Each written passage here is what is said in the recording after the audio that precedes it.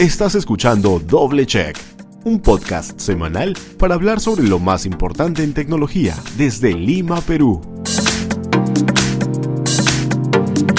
Hola, ¿cómo están? Bienvenidos al episodio número 20 de Doble Check. Mi nombre es Bruno Ortiz y le doy la bienvenida a todos ustedes. Gracias por acompañarnos. Buenos días, buenas tardes, buenas noches. Gracias por escucharnos en el momento en que te hayas decidido descargar este episodio o escucharlo en línea. Hola, ¿cómo están? Soy Gabriela Patrón. Bienvenidos al segundo episodio de nuestra segunda temporada y, como bien dijo Bruno, el episodio número 20. Muchos dos en esta semana. Tenemos varios temas interesantes para tratar. El primero, como muchos ya saben, los bancos peruanos han sido víctimas de ransomware. Entonces nosotros te explicamos qué fue, qué pasó. Y la mayor pregunta que todo el mundo se hace, ¿perderé mi dinero por esto? Luego tenemos las aplicaciones de taxis sobre el reciente caso de violación a una de las pasajeras de una aplicación. ¿Digo el nombre o no digo el nombre? No es el primer caso de problemas de seguridad que han habido. Lamentablemente, desde que empezó el tema del uso de aplicaciones de taxi aquí en el país, ha habido varios episodios de seguridad, ¿no? Violaciones, robos, intentos de secuestro, etcétera, etcétera. Así que igual vamos a mencionar qué pasó, pero bueno, sigue dando un poco el resumen del episodio de hoy. Bueno, justamente en las aplicaciones de taxi hay alguna solución a lo que es la inseguridad y cómo abordarlo desde el punto de la tecnología. De allí vemos las reseñas 3x3 donde te explicamos qué equipos estamos reseñando esta semana y las 3 cosas que no nos gustan y las 3 cosas que sí nos gustan. Y finalmente llega lo más esperado. Los avisos parroquiales sobre el sorteo de entradas para Más Gamer Festival. Esto es Doble Check. Algo que realmente, no sé si decirlo, pero ya lo estaba esperando. Hace un mes que Chile sufrió un ataque de ransomware, varios bancos del país, y fue más de un ataque, si no me equivoco, 2 o 3. Entonces la mayoría estaba esperando, pensando, ¿cuándo llega a Perú? Y justamente ocurrió. En los bancos peruanos, 2 sufrieron un ataque de ransomware y los otros bancos decidieron desactivar sus redes sociales, cerrar incluso oficinas para poder hacer frente a este ataque de software malicioso. Primero vamos a explicarle un poquito a la gente o aclararle un poco el tema de los términos, porque de repente no están muy familiarizados con ellos. Todos sabemos qué cosa es un software, ¿verdad? Un programa. Entonces, al software malicioso se le llama malware, ¿no? Combinación de malicious o malicioso en español con el software malware de software. Dentro de esos malware hay un tipo que se llama ransomware. Ransom en inglés significa rescate y el ware se mantiene por el tema del software. Entonces, el ransomware es un tipo de malware, hasta ahí me siguen, es un tipo de malware que lo que hace es, así como cuando secuestran a la gente, ¿verdad? Se meten en un banco, secuestran a la gente, o de repente están caminando por la calle alguien, secuestran a una persona y luego llaman a su casa y le dicen, oye, danos dinero para devolverte a tu familiar, a tu amigo. Lo mismo pasa con los archivos, los datos que son muy sensibles para las empresas. Los crackers, por decirlo de alguna manera, ¿no? Lo que hacen es tratar de introducirse a los sistemas, hacerse de los archivos estos sensibles, de alguna manera encriptarlos o esconderlos o, digamos, no permitiendo el acceso de su dueño a esos archivos, pidiendo a cambio una recompensa. Así es más o menos como funciona el ransomware. Algo muy interesante es que el ransomware no es algo nuevo, de hecho ya tiene más de 20 años, solo que se volvió bastante popular el año pasado por el famoso WannaCry y también por Petya y NotPetya. Ese WannaCry me sonó a Guanaco. Pronuncié bien, WannaCry. No, está bien. Yo estoy con la oreja media tonta, entonces escuché Guanaco. Pero bueno, sí, en realidad fue por WannaCry y por Petya y NotPetya, porque, digamos, fueron como que primero que fueron ataques relativamente seguidos, y segundo que fueron muy eficaces. Sí, muy fuertes, y atacaron incluso algunas empresas que funcionaban acá en el Perú. Para que Entonces, se hagan una idea, todo el sistema de salud, la gran mayoría del sistema de salud de Reino Unido se vio en una crisis terrible porque todos los datos fueron encriptados y para pedir un rescate pedían bitcoins y todo el mundo sabe el furor que ocasionó los bitcoins a llegar a $20,000 por una monedita. para los que no sepan qué cosa es un Bitcoin es una moneda virtual, una moneda electrónica, que tiene la particularidad de que para hacer las transacciones, todo se hace a nivel virtual, todo se hace a nivel del uso de computadoras, por decirlo de alguna manera. Tienen la ventaja, entre comillas, de que tú puedes hacer, por ejemplo, una transferencia de Bitcoins y esa transacción va a ser muy compleja de que tú puedas hacer algún tipo de seguimiento. La trazabilidad de esa transacción va a ser un poco complicada. Entonces, obviamente, eso es ideal para los delincuentes porque no van a saber quién es el que está pidiendo el rescate ni quién es el que está cobrando ese dinero. Claro, el Bitcoin es una criptomoneda y como bien dices, es una de las favoritas en el mercado negro porque no se puede rastrear. Bien, entonces, ¿qué pasó? En estos últimos meses, Latinoamérica ha sido víctima de muchos ataques de ransomware, sobre todo las entidades bancarias. Como bien había dicho al principio, Chile había pasado por estos ataques hace 2 semanas y hace unos días pasó con los bancos peruanos. Lo interesante es que justo a mí me pasan esos datos, tengo contactos en el mundo de la ciberseguridad y me comienzan a preguntar qué bancos eran, qué había pasado y justo había usuarios que en el mismo, usando Twitter comenzaban a comentar, oye, no puedo entrar a la aplicación, oye, ¿sabes qué? Estoy 45, 50 minutos en el banco esperando para poder hacer una transacción y como que el sistema se cayó, nadie sabe qué pasa. Hubo un tuit, discúlpame, en particular de un usuario que decía que estaba en una agencia de Scotiabank, porque fue una de las afectadas, de la Avenida del Arco, y que le habían dicho que había una caída masiva del sistema. Ahora, quien va normalmente al banco está acostumbrado a que te digan, no, ¿sabes qué? Se fue el sistema, no, se cayó el sistema. Nadie sabe qué cosa es el sistema. Solo sabes que se cae y por esa maldita razón no puedes hacer tus transacciones. Entonces, lo particular de este tuit era que ese señor decía que luego había ido a una agencia que estaba unas cuadras más allá y la agencia tampoco, estaba atendiendo, porque también sabía que había el sistema, y que luego se habían escuchado que había otra institución que aparentemente era el Interbank, que le había ordenado a sus trabajadores apagar las máquinas, e incluso habían cerrado la oficina por un tema de seguridad. Entonces, cuando ese tipo de información empezó a distribuirse a través de los medios sociales, obviamente a la gente le entró miedo, porque no sabían qué estaba pasando, no sabían si era una simple caída del sistema, que como repito, nadie sabe qué diablos es, pero que aparentemente no es de mucho riesgo. Pero ya cuando se empezó a escuchar de que había bancos que estaban cerrando sus oficinas, etcétera, etcétera, la gente como que se psicoció un poco, pues, ¿no? Justamente 2 días antes de este ataque, el FBI había lanzado una alerta para Latinoamérica diciendo que habría un posible ataque sobre todo a cajeros. Justo cuando pasó esto, todo el mundo comenzó a preguntarme por redes sociales, ¿y ahora qué hago? Me han dicho que el Scotiabank y el Interbank han sido intervenidos.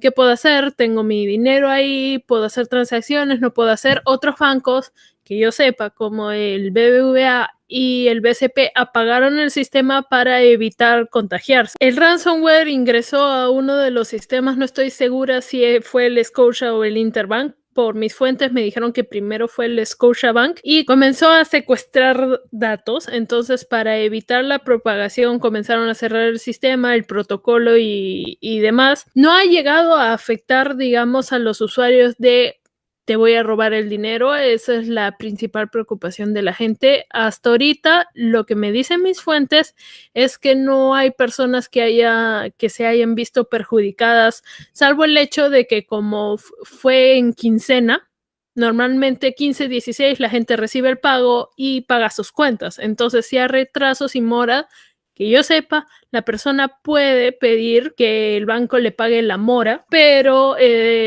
sí un pánico generalizado entre la gente cuando comenzaban a hablar, porque los bancos recién han comenzado a publicar contenido sobre eso cerca de las 6, 7 de la noche, cuando el ataque comenzó, si no me equivoco, de 1 a 2 de la tarde.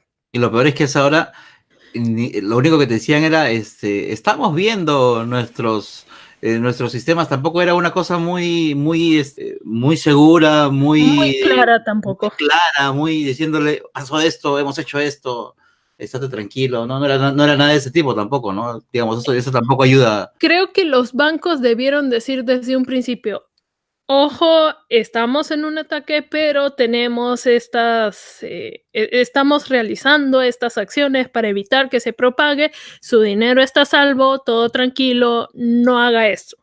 Porque la alerta que a mí me mandaron, estuve comunicándome durante todo ese tiempo con Dmitry Besuchev de Kaspersky Antivirus, de Kaspersky Lab.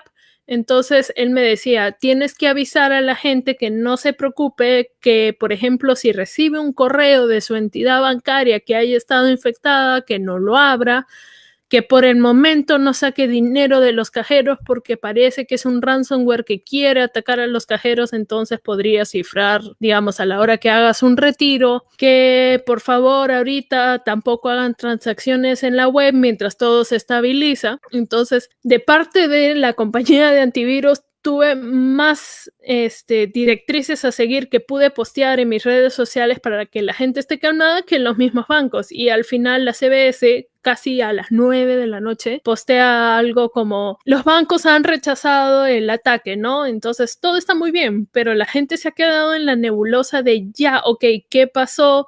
¿Qué peligro supuso a lo que es mi dinero? ¿Qué están haciendo para asegurarse, ¿no? De que no vuelva a pasar. En realidad el aviso de Asbank, que fue el primero, fue un poco más temprano, ¿no? Que daba cuenta de que efectivamente había un ataque. Y para hacer un poquito de recuento, según a mí me habían contado, un par de días antes habían recibido la alerta de que había habido una filtración de datos de los bancos. Entonces, aparentemente, en ese momento en que sucedió esto, era cuando, digamos, habían intentado hacer el atraco. Pero hay algo que yo quería contarles a la gente que está escuchando el podcast. Obviamente, cuando hay alguno de estos problemas con el banco, lo primero que uno va a pensar es, oye, mi plata, ¿no? Se van a llevar mi plata, etcétera, etcétera. Ahora, yo les digo, lo menos probable que pase, por lo menos en este tipo de situaciones, es que estas bandas de ciberdelincuentes quieran llevarse su dinero. ¿Por qué? Porque va a ser un poco complicado, porque el dinero, pues dinero físico, se puede rastrear. Entonces ese dinero tiene que ir a otra cuenta, y a otra cuenta, y a otra cuenta, y a otra cuenta. Entonces se puede hacer el seguimiento. Eso es uno. Por eso es que, por ejemplo, estos ciberdelincuentes al momento de actuar no han ido por la plata. Han ido a decirle al banco, oye, esta información que es sensible para ti, yo la quiero secuestrar y yo te quiero pedir plata a cambio, cosa que no han podido hacer aparentemente. Entonces, uno, la plata en este caso no ha estado en riesgo, ¿ya? Dos, por ahí escuché que alguien decía, sí, pero lo que pasa es que, por ejemplo, yo tengo X cantidad de dinero y si me roban la plata, el banco solamente me va a reconocer una cierta cantidad y no la totalidad de mis ahorros. Ahora, eso no es tan cierto, porque justamente por un tema legal, por lo menos en el Perú, la Superintendencia de Banca y Seguros le obliga a los bancos a contratar seguros que protejan los ahorros de sus clientes. Entonces ellos tienen una cantidad de dinero que aseguran. Entonces, si a alguien le roban su dinero, el banco no va a perder esa plata, porque también eso es lo que uno va a pensar, no, a mí no me va a devolver la plata porque el banco nunca pierde. Efectivamente, el banco nunca pierde. Pero si cabe la mala suerte de que por uno de estos hechos, ¿no? Por un robo cibernético o lo que sea, te roban tu dinero, el banco no va a perder. ¿Por qué? Porque ellos ya están pagando un montón de plata para que la aseguradora te reponga. Ese es uno. Ese es dos. Ahora, claro, si te secuestran y te obligan a sacar por el cajero, si hay otro tipo de esas modalidades de robo, eso, por ejemplo, eso no te lo cubre. Y es por eso que los bancos te venden seguros muy específicos que tienen que ver con ese tipo de incidentes, para que también tú estés protegido. ¿Ok? Entonces, y tres, que yo creo que ha sido el error fundamental, como bien lo decía Gaby, en este caso en particular, ha sido que me parece a mí que el banco subestima a su cliente. ¿Por qué? Porque yo me imagino que habrá dicho, pucha, no podemos decir nada, porque ahorita la gente se me paniquea, va a querer sacar la plata del banco, van a de repente abren brechas en el sistema porque empiezan a meterse por el cajero o por la web o por la aplicación y qué sé yo, y por ahí se puede meter el ciberdelincuente y nos arruina nuestro protocolo de seguridad. Pero yo creo que ese sentimiento se evitaría si el banco fuera más transparente o pensara alguna manera de hacerlo y saliera en público a decir, oye muchachos, por si acaso, nosotros somos parte, perdón, hemos sido víctimas de un ataque cibernético, lo hemos podido repeler, pero no podemos seguir haciendo transacciones porque estamos terminando de limpiar el sistema, así que lamentablemente hasta mañana no vamos a poder atendernos por nuestros canales regulares. Yo creo que hablando de esa manera la gente va a entender.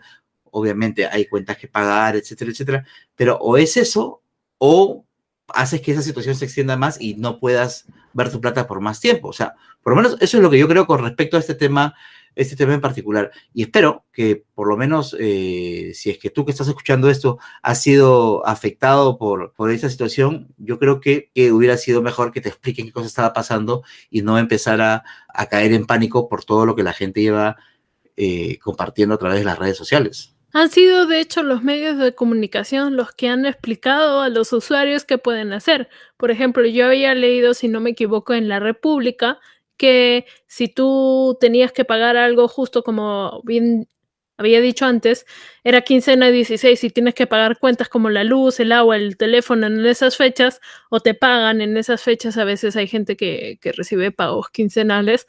Entonces, si hay una mora a pagar, el banco está obligado a darte ese pago o condonarte la deuda porque obviamente el sistema estaba todo colapsado. Sí, creo que es necesario que el usuario esté atento, que le expliquen qué es, y como bien decías, es demostrar, no, ¿sabes qué? Por este momento no puedes sacar dinero del cajero. Y bueno, finalmente todo demuestra que está muy mal dirigido, al menos la parte de cómo se presentan los bancos al público. No hay que pensar que las personas no comprendan la gravedad del asunto.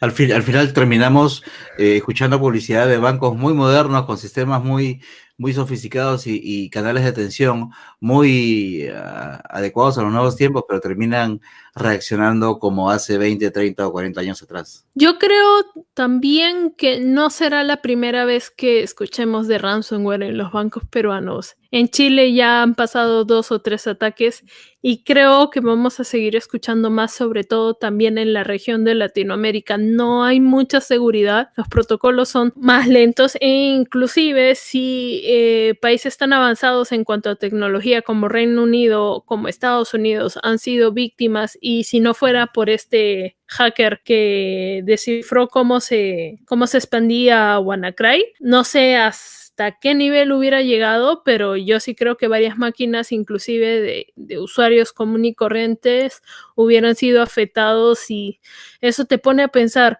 si así estamos sin el Internet de las cosas, sin lo que es la 5G, ¿cómo será ahora que hasta tu refrigeradora va a estar conectada? Y tú que estás escuchando esto, ¿tuviste alguna complicación adicional con el tema de los bancos? Te invitamos a que nos comentes a través de nuestras redes sociales para seguir la conversación por ahí. Esto es Doble Check.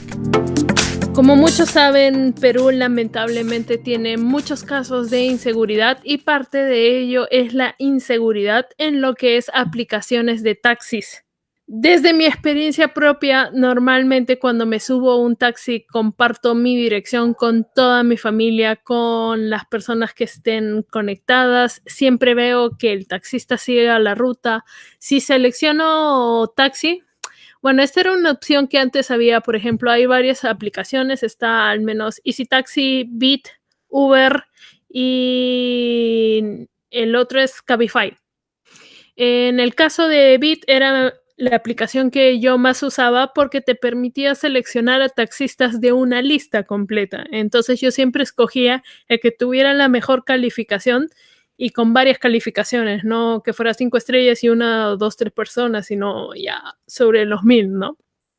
Y aún así, siendo mujer, lamentablemente, estás con el miedo de que, bueno, subo al taxi, voy a ver que todas las perillas estén bien puestas, que vaya por la ruta trazada, que no huela raro, porque con todos los casos que uno escucha en redes sociales de que me echaron un líquido, me echaron un gas, comencé a sentir que huele raro y luego terminé en un descampado y demás, una está realmente asustada. Y lamentablemente hace menos de una semana se dio el caso de María Claudia, si no me equivoco, una chica que subió a un taxi de Uber y lamentablemente fue violada y decidió mostrar su caso en lo que es redes sociales y la compañía le dijo, bueno, nosotros estamos haciendo todo lo necesario para que se resuelva el caso, pero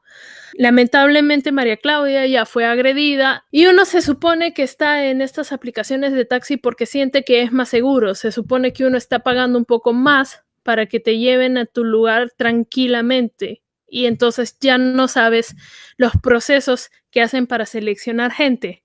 Antes, por ejemplo, tenían que pasar por antecedentes penales, judiciales y policiales para poder bajar la aplicación y ser taxista, y así estaban haciendo filtros. Y ahora por la guerra de aplicaciones para que la gente descargue la suya, realmente ya no filtran a personas y lamentablemente tienes este psicópata que sin ningún problema y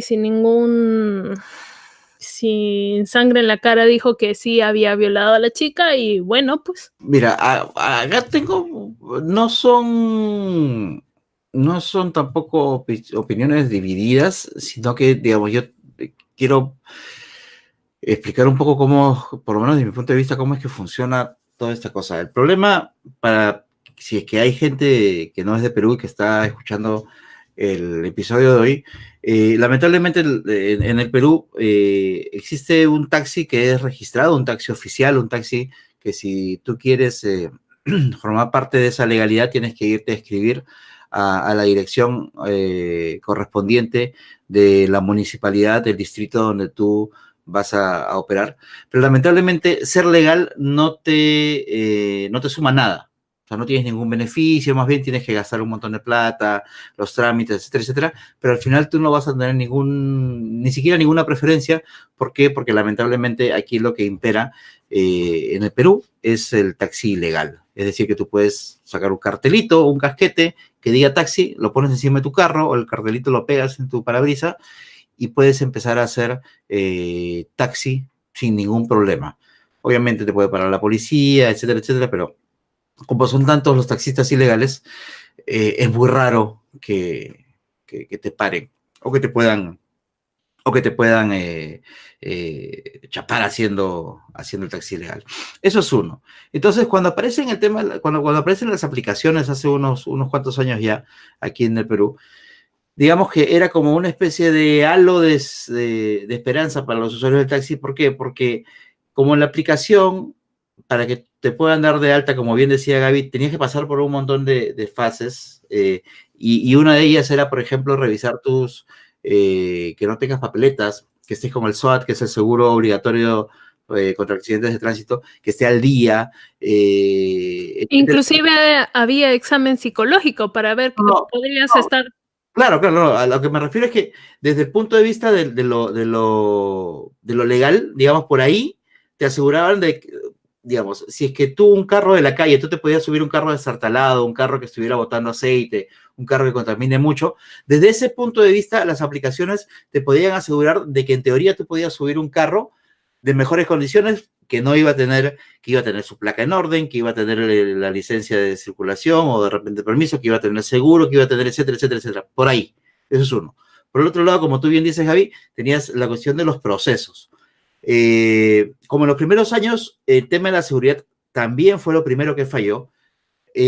Hubo un tema de empezar a competir entre todas las aplicaciones sobre quién te podía brindar mejores sistemas de seguridad.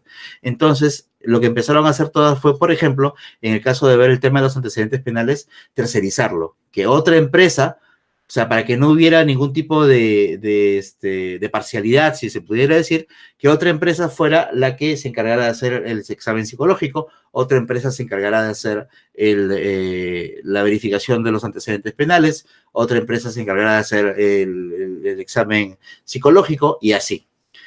Ahora, yo particularmente, y eso te lo digo con la mano en el corazón, yo no creo que las empresas así de porrazo hayan dejado de hacer los exámenes. Lo que yo creo es que, lamentablemente, deben haber malos trabajadores que se saltean esos pasos al momento de hacer las afiliaciones por los motivos que tú has expuesto hace un rato, por el tema de la competencia y qué sé yo. Eso es uno.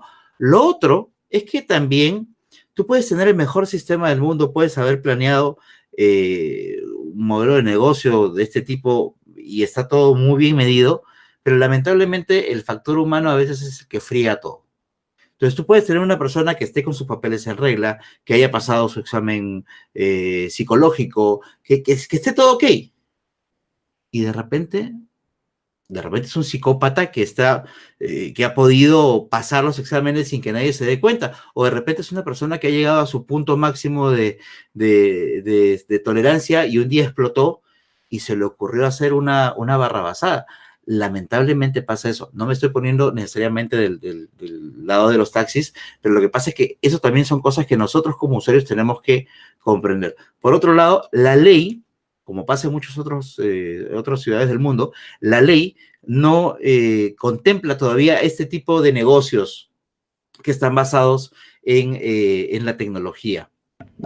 Justamente con respecto a los términos y condiciones de muchas de las aplicaciones de taxi, es que exime a la compañía de cualquier cosa que te pase en el taxi. Te dan una compensación de, si no me equivoco, unos $50 algunas aplicaciones, pero las aplicaciones son como un tercero que te asocia entre el taxista y tú y la necesidad que tengas de desplazarte. Es que lo que pasa es que ese es el modelo de negocio. O sea, la aplicación es el facilitador entre el que tiene el carro que va del punto A a B hacia alguien que quiere ir del punto A a B. Ese es el modelo de negocios, más allá de que esté bien o mal. Entonces, Claro. ahí es donde viene el vacío, porque si tú quieres darle seguridad y quieres que esa empresa sea la responsable, tú tienes que imaginarte una legislación que contemple esa figura, pero que encuentre responsabilidad en alguno de los actores y la responsabilidad que supuestamente quiere el usuario, ¿me entiendes? Claro, lo que pasa es que la mayoría de gente ha asumido que estas aplicaciones son como remis, que son compañías específicas que se encargan de contactar taxistas, contratarlos, ver que hagan todos los procesos y si por A o B te pasa algo, ellos son completamente responsables. Claro, el Entonces, tema es que en las aplicaciones, formalmente, porque así es, formalmente, el conductor no es empleado de la empresa que da la aplicación. Entonces, si tú viéndolo simplemente desde ese punto de vista, la empresa está en todo su derecho de decir, oye, pero él no es empleado mío. O sea, ¿me entiendes? Por eso te digo, el problema es legal en el sentido de que hay un vacío si es que tú quieres decir, oye, ¿sabes qué? Vamos a dotar de seguridad a este modelo de negocio. El problema es que, por ejemplo, hay un par de proyectos de ley en el Congreso que ¿qué cosa es lo que quieren hacer? Quieren convertir a estas aplicaciones en servicios de taxi tradicionales, es decir, que tengan base, que tengan una flota controlada, que tengan, como si fuera un taxi satelital de hace algunos años, un taxi seguro, solo que funcione con aplicación.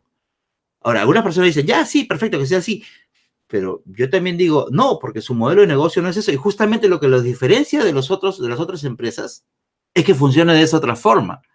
Entonces, hay que buscar alguna otra manera de poderle dotar de mucha mayor seguridad tanto al pasajero como al conductor, porque también hay conductores que son agredidos.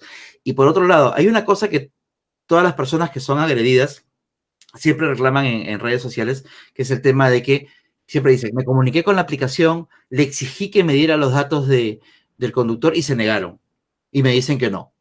Y me dicen que no, y yo he tenido que ver la placa, tomarle foto a su DNI para denunciarlo. Pero yo entiendo que obviamente las personas saben que si ellos tienen esos datos y que hacen las denuncias a través de redes sociales, probablemente su caso se vea mucho más rápido y probablemente tengas mayor impacto en cuanto a tu denuncia. Pero si nos ponemos desde el punto de vista de la empresa, La empresa también, o sea, si la empresa te dice que es muy escrupulosa en el cuidado de los datos, de los datos de los usuarios, también lo tiene que ser en el caso de los datos de los conductores, porque, o sea, no te puede dar alegremente porque, o sea, efectivamente, de repente, lamentablemente tuviste un incidente violento con un conductor, pero no porque tú lo pides como usuario, ellos se lo pueden dar, porque de repente puede pasar que sea una persona desequilibrada que le quiera hacer algún problema al conductor. Por eso es que las empresas siempre ahí dicen que ellos van a dar esos datos siempre y cuando haya una orden de la autoridad. Como una denuncia policial. Y no se lo van a dar al usuario, se lo van a dar a la policía, se lo van a dar a la justicia, para que ellos ya vean qué hacen con los datos. ¿Por qué? Porque eso también es cuidado del dato personal. El dato personal no solamente es importante para el usuario, también se tiene que cuidar el dato personal del conductor. Eso es algo que también nos está costando a nosotros entender. Y ojo, no me estoy poniendo nuevamente del lado de las empresas de las apps de taxis, sino que estoy tratando de explicarles cómo es que funciona la cosa, porque también es importante que nosotros entendamos cómo funciona completamente todo este tema para, nuevamente, como les digo, poder tratar de imaginarnos o de inventar o de crear alguna ley que pueda funcionar correctamente y que pueda realmente sancionar a quienes nos hacen daño y que pueda ser responsable a quienes tengan que ser responsables. Yo pienso que las aplicaciones deberían tener un botón de pánico en ambos sentidos, desde el usuario y también del taxista. Como bien dices, yo tenía, por ejemplo, varios conocidos que hacían taxi para ganar un dinero mientras estaban libres, y uno decía que se subió una señora ya mayor a su taxi, la saludó y todo, y ella estaba de muy mal humor. Y comenzó a insultarle, comenzó a gritarle todo, y el pobre se tuvo que callar todo, llegarle al destino, y justo cerca ya del lugar de destino, la señora comienza a gritar, ¡ay, me ha querido agredir, me ha querido esto! Y era como, ni siquiera estaba cerca, ¿no? Y la señora se ha bajado antes, ha cancelado y ha comenzado a denunciarlo a él, diciendo que le iba a agredir, que le había agredido, que le ha intentado violar y más cosas, porque la señora se le dio, y en este caso la señora no estaba en sus cabales, ¿no? Entonces, de parte del taxista, en algunas aplicaciones, cuando terminas la carrera, recién te sale el botón de ¿estuvo bien la carrera? ¿Estuvo bien el pasajero? ¿Sí o no? Creo que es algo muy tarde, porque si, por ejemplo, en este caso hay alguna agresión o algo, ¿a quién me contacto? O sea, si me contacto yo con la empresa como taxista para poder decir, oye, ¿sabes qué? La persona me quiere agredir, o lo que pasa mucho a los taxistas es el robo, la inseguridad. ¿Cómo puedo hacer para quién me ampara cuando me roben algo, o un mismo pasajero? A veces también de parte de ellos hay gente que va, se sube y lo encañona, ¿no? Le roban las cosas. Entonces no hay un botón de... Ahora, yo te cuento, mira, hace muchos años cuando recién apareció Easy Taxi, que fue una de las primeras, en ese que apareció Easy Taxi, apareció otra más, que ahorita no recuerdo cuál era, por ejemplo, estuvo funcionando una aplicación que se llamaba OHMM, ¿ya? Que era OHMMM, una cosa así. Así se llamaba. Yo lo estuve probando porque justo me pasaron la voz, lo estuve probando. ¿Cuál era el diferencial? Que eso es lo que se ha perdido también entre todas las aplicaciones. ¿Cuál era el diferencial de esta aplicación? Que tú tenías que ir con el celular durante la carrera, y la idea, lo que ellos te vendían era que tú tuvieras una carrera relajada. Por eso era el OM de OM, ¿me entiendes? Como si estuvieras haciendo meditación. Entonces la idea era que tú vayas calificando a tu conductor durante la carrera. Entonces tenías la aplicación y decías, está yendo muy rápido, marcabas. Se está pasando las luces rojas, marcabas. Grita a los otros conductores, marcabas. Entonces tú lo ibas calificando durante la carrera. Tú ibas marcando las incidencias. Lamentablemente, como muchas otras aplicaciones que han salido de todos estos años, duró muy poquito y terminó desapareciendo, creo yo, porque ya nunca más volví a hablar de ellos.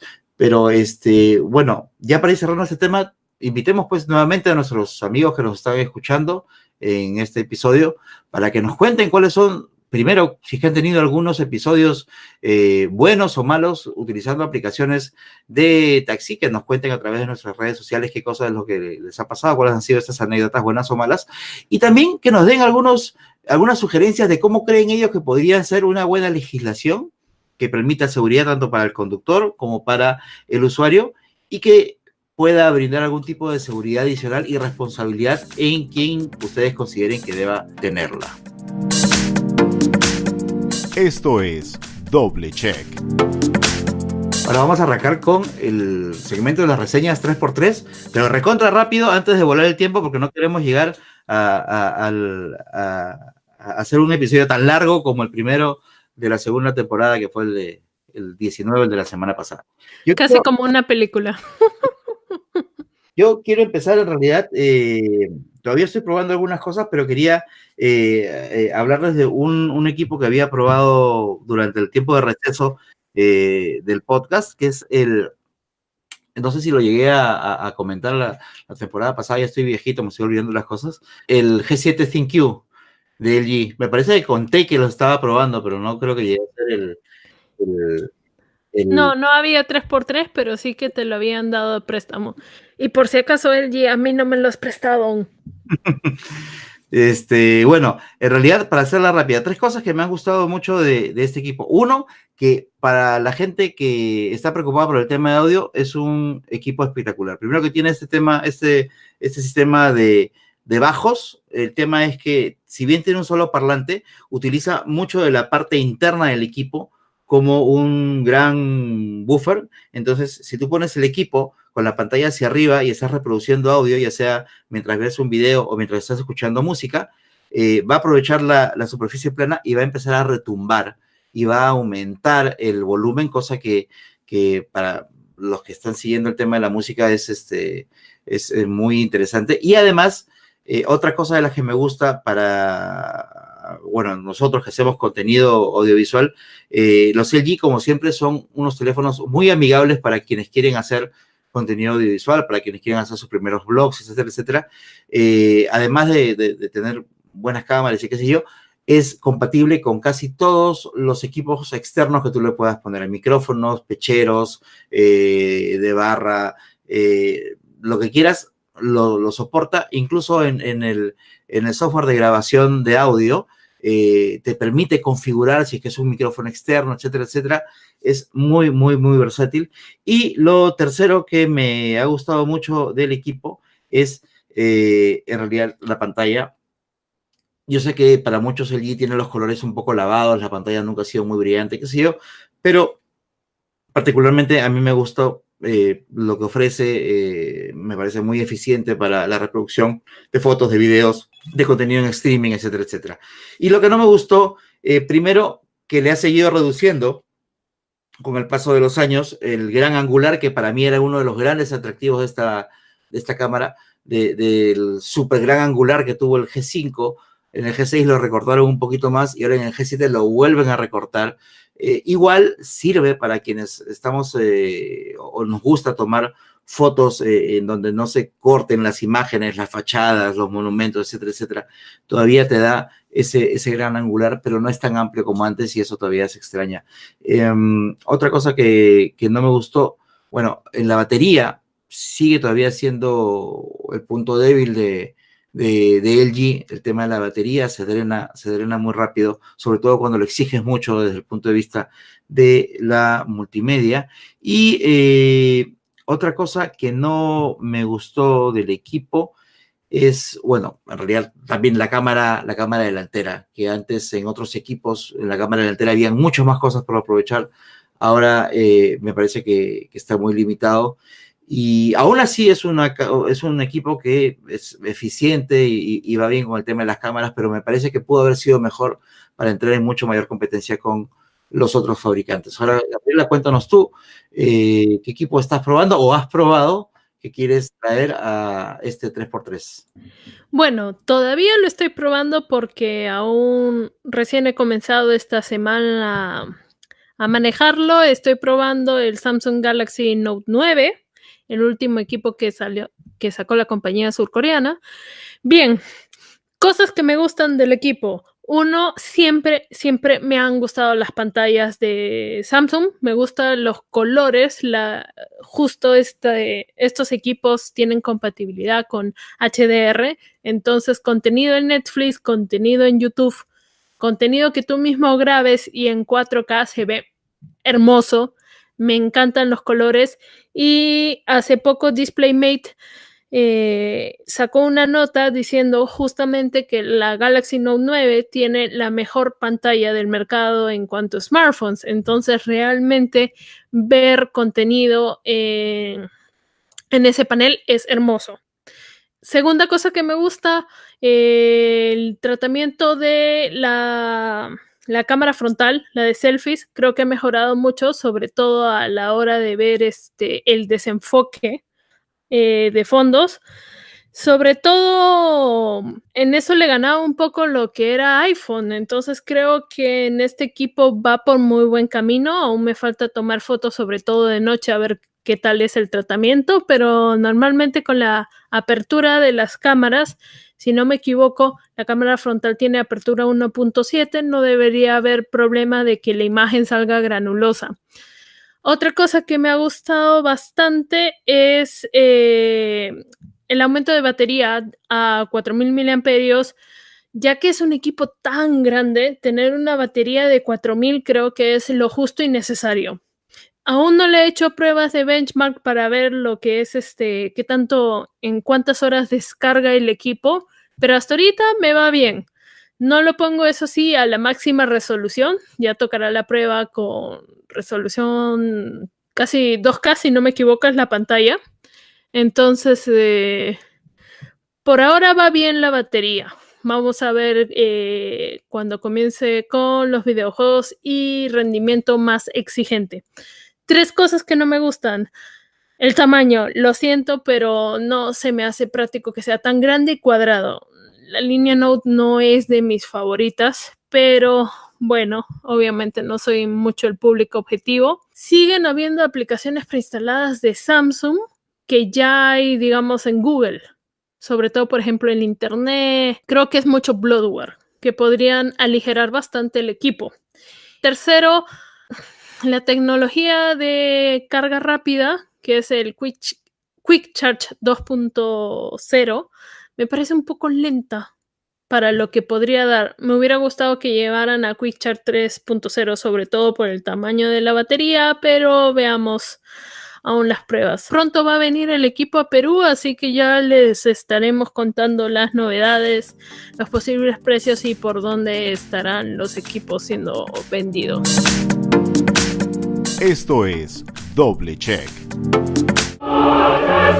Los avisos parroquiales.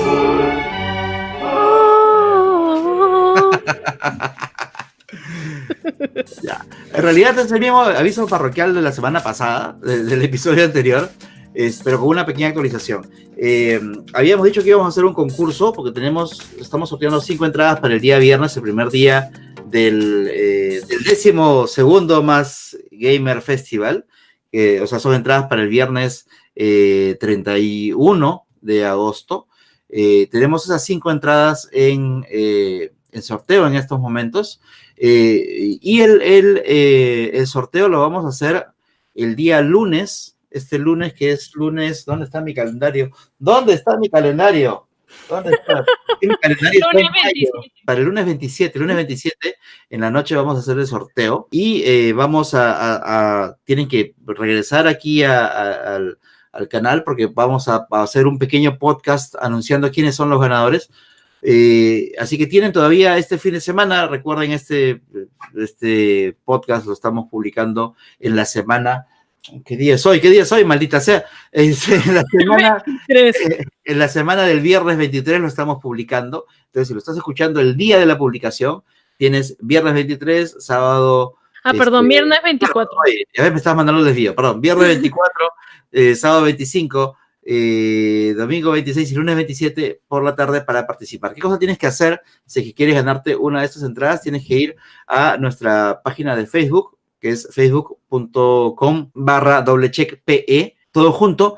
Ahí vas a encontrar un post en donde está las 5 entraditas, y lo que tienes que hacer es, primero, darle me gusta a nuestro fanpage, luego darle también me gusta a la publicación donde hemos puesto la foto de las entradas, comentándonos qué temas quisieras que tocáramos, ya no en este episodio número 20, sino en otros episodios del podcast, y compartir ese post en modo público. Entonces, nosotros vamos a hacer el sorteo el lunes 27, y de manera de que antes del viernes, obviamente, te entreguemos tu entrada y que puedas ir a disfrutar de la primera fecha del 12º Más Gamer Festival, que es que de repente a alguno le puede parecer que no es una fecha muy atractiva, pero en realidad es la mejor, porque normalmente, y ya lo ha prometido el amigo Jimmy, que es uno de los organizadores, van a volver a hacer ofertas especiales de alguno de las empresas que van a estar participando del festival, y el viernes es un día clave, porque es el día en el que vas a encontrar esas ofertas. Si tú vas el sábado temprano por la mañana o en la tarde, probablemente ya no esté la oferta que habías visto anunciada. Así que es un día excelente para ir a comprar esas cosas tan bonitas que suelen ofrecernos en este festival. Y realmente están tirando la casa por la ventana. Ya hay ofertas previas para el Más Gamer Festival. Pueden ingresar a nuestros fanpage como Blog de Notas y como Gabriela Patrón Geek and Chic. Ahí estamos colocando información sobre las ofertas de Funko Pops. También hay, por ejemplo, polos de Zelda, casacas, peluches, y también hay periféricos, hay combos de teclados con mouse gamers, mousepads, hay un montón de cosas. En realidad es un festival muy bonito para toda la familia. Y finalmente les recordamos que el día sábado, que es sábado 1, vamos a estar nosotros en el festival y vamos a intentar, ojalá que nos salga, hacer un episodio en vivo desde allá. Vamos a estar sorteando cosas para la gente que estén o que esté ahí con nosotros acompañándonos mientras grabamos el episodio en vivo, que lo vamos a transmitir. Y también vamos a estar correteando gente geek a nuestros amigos tecnológicos. Esto es Doble Check. Y bien, no se olviden, nos pueden encontrar en distintas redes sociales y también en distintas aplicaciones. Tenemos iVoox, tenemos también iTunes. Pueden buscarnos en iVoox, YouTube, Spreaker, Tuning, iHeartRadio. También estamos en Spotify, donde nos pueden encontrar como Doble Check, con C y K al final, todo junto, no lo olviden. Y estamos también en Google Podcast para Android. Si utilizas dispositivos de Apple, solo debes hacer la misma búsqueda en la aplicación Podcast o en iTunes. Califíquenos, déjenos sus comentarios, sus likes, su amor, su aprecio, que es muy importante para nosotros, nos animan a seguir haciendo más episodios. Y no lo olviden, descarguen los programas con Wi-Fi para que no se acaben sus datos. Y también para que lo puedan escuchar donde quieran, cuando quieran. Ustedes son los que deciden. Muchas gracias por estar una semana más con nosotros. Gracias por escucharnos. Y gracias por acompañarnos.